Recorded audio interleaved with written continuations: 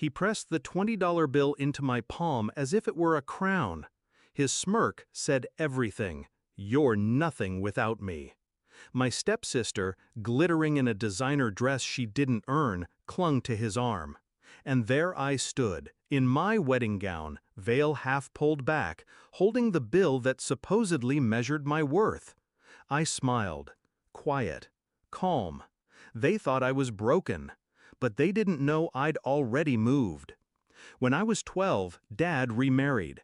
He gained a wife who adored attention, and I gained a stepsister who adored shortcuts. She coasted through life on charm, dropping out of college after one semester. I took the opposite path. I built things. Alone in my room, fueled by bitterness and silence, I wrote code. At 24, when the firm was collapsing, I unveiled my AI prototype.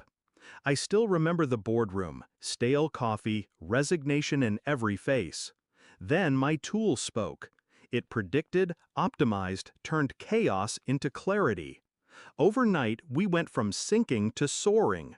Within 2 years, the company wasn't just solvent, it was worth $200 million.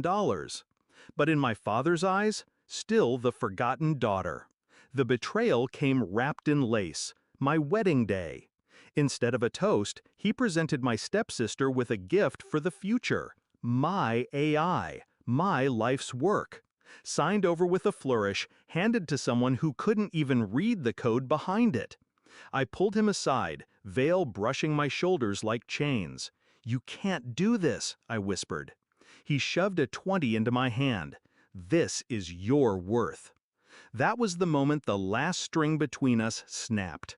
I didn't cry, didn't scream. I did what I always did. I planned. They believed the AI was a single creation, a polished product.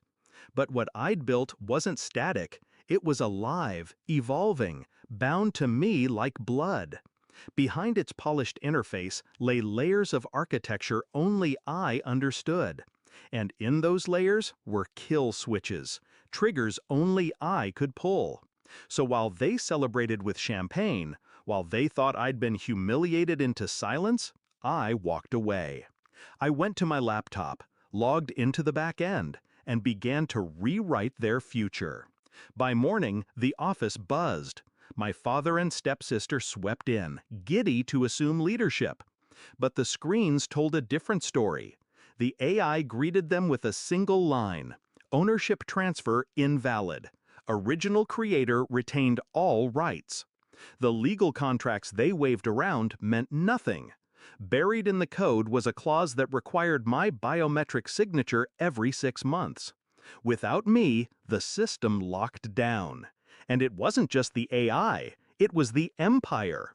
Every client, every deal, every process ran through my system. They hadn't stolen a product, they'd stolen an illusion. Panic rippled, phones rang, investors demanded answers. My stepsister's smile cracked first. Then Dad's voice rose, shouting at assistants, lawyers, anyone. But no one could override what I'd built. Finally, they called me. His voice on the line was jagged glass. "What did you do?" I spoke slowly, savoring every word. "I protected what's mine." "You ungrateful." "No, you taught me exactly how much I'm worth. $20. So I sold the company last night. New partners, new leadership. The empire isn't yours anymore." There was silence. Then the sound of him exhaling, like air leaking from a dying balloon. The truth? I hadn't sold it for money. I'd sold it for freedom. The new owners valued me, not as a shadow, not as a daughter to be sidelined, but as the architect of the empire. My seat was secured, my vision intact. And my father? He was left outside the glass, peering in at what he'd thrown away. That night, I sat in my apartment, wedding gown draped across a chair like a shed skin. My phone buzzed endlessly. Calls from him, from her, from everyone who'd once ignored me. I didn't answer. I stared at the $20 bill lying on my desk. For the first time, it didn't sting. It made me laugh. Because he was right, in a way. That was my worth. To him. To someone too blind to see. But to the world I built, to the empire I protected, to the future I owned, I was priceless. And I never looked back.